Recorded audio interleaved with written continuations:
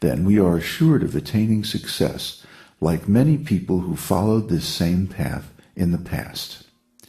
Vita raga bhaya krodha mana mam upasritaha bahavo jnana tapasa putamad-bhavam agataha.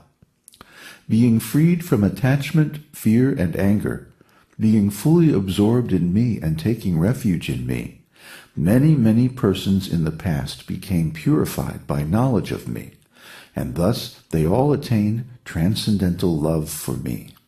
Bhagavad Gita 4:10. God's love is available to everyone because He is present in everyone's heart as the Supersoul, Paramatma. But to receive this love, we have to become purified of our attraction to pale material things. Otherwise, the noise of our own material desire and activities will distract us from the real solution to all our suffering and problems, which lies waiting to be discovered in our own hearts, pure love of Godhead. This exalted goal of pure love for the Supreme Personality of Godhead is easy to attain with the methods given in the esoteric teaching. We just have to follow the method given in the teaching, and over time, the supreme state of self-realization will automatically manifest in our hearts. And what is that method? Manmana bhavad mabbhakto madhyaji mang namaskuru mang evaishyasi yuktaitvam atmanam matparayanaha. Engage your mind always in thinking of me. Become my devotee. Offer obeisances to me and worship me. Being completely absorbed in me, surely you will come to me. Bhagavad Gita 9:34. So this is the esoteric teaching in a nutshell. Always think of Krishna. Become his devotee. Offer your obeisances and homage to him, and worship him. And by being completely absorbed in Krishna, then you will come to Krishna in the end. So that is the secret of divine love, to always absorb the mind in the thought of Krishna. And the best way to absorb the mind in this thought is to always chant the name of Krishna. You can chant the Hare Krishna mantra, or you can chant the Dvadasakshara mantra, Om Namo Bhagavate Vasudevaya. We recommend the Dvadasakshara mantra because this mantra does not accept offenses, whereas the Hare Krishna mantra does accept offenses, so we have to be very cautious about how we chant it. However, just as the wisdom of Bhagavad Gita was delivered in the battlefield in front of both the friends and the enemies of the Lord, similarly this mantra, which worships Vasudeva, or the son of King Vasudeva, which is Krishna in his Dwarka Leela and Mathura Leela aspect. He does not accept offenses. He simply gives the wisdom of divine love to everyone. So in this way we can easily approach the Lord without any danger, without any problem, and make further advancement in spiritual love, because this is what will actually please us. We don't understand in ordinary consciousness who we really are. We are a spirit soul, a transcendental entity of pure consciousness. And we've been traveling through this material world, going from body to body, from life to life, for many births. So we've become conditioned with the idea that we are this material body, and that the senses are giving us real information about a real world.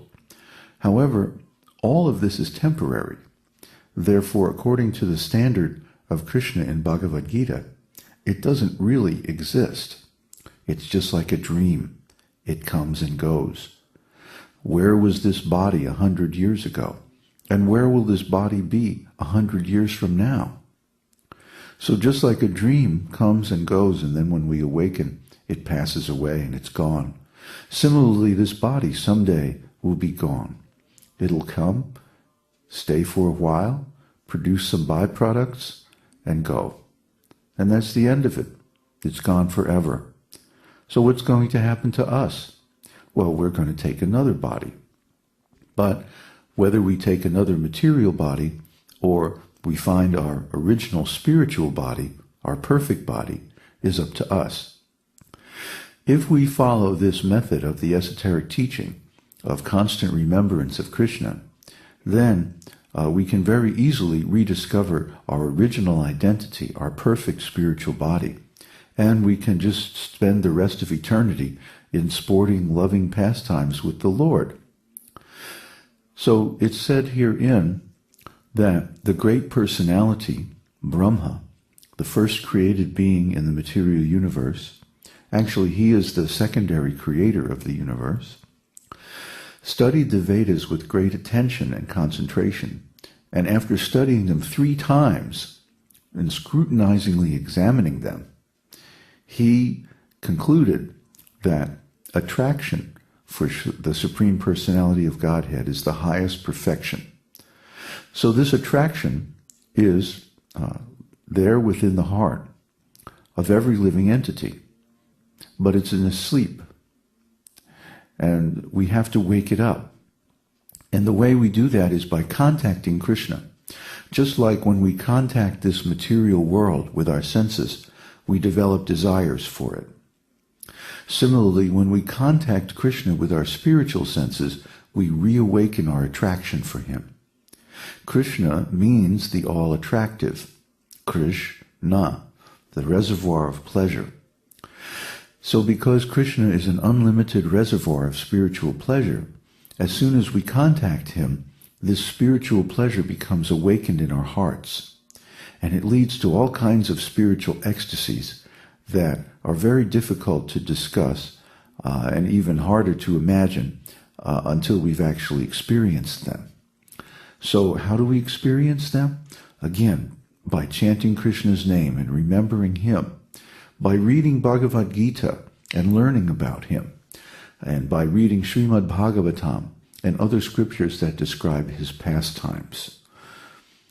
So the reason this all works is that the Lord is actually present within the heart of every living entity. There are 2 souls in every material body, the individual soul and the super soul. This is what it means when we say that the Lord is present everywhere. He's omnipresent. How is he present? Well, he's present by his energy, but he's also personally present within the heart. So, to coin a phrase, wherever we go, there he is. And we can be with him anywhere and everywhere because he comes with us in the heart. The Lord actually expands a personal form simply to accompany each spirit soul on our journey throughout many, many lifetimes. And he stays with us as the supreme friend, as the indwelling super soul, the spiritual witness to all of our activities. So the scriptures use this example of 2 birds nesting together in the same tree. So just imagine, of all the millions and billions of living entities, Krishna has expanded a form to be with each of them, with each of us. And he stays with us as a loyal friend for all time, waiting for us to reawaken our eternal perfect body.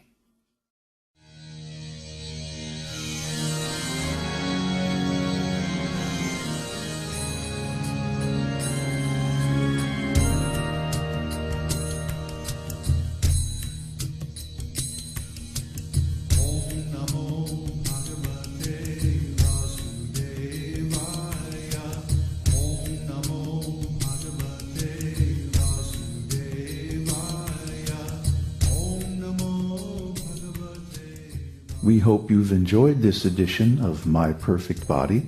This is David Hughes, your host, reminding you to visit us on the web at esotericteaching.org, where you can purchase the complete Esoteric Teaching Introductory Seminar DVD and many CDs of transcendental music and mantras.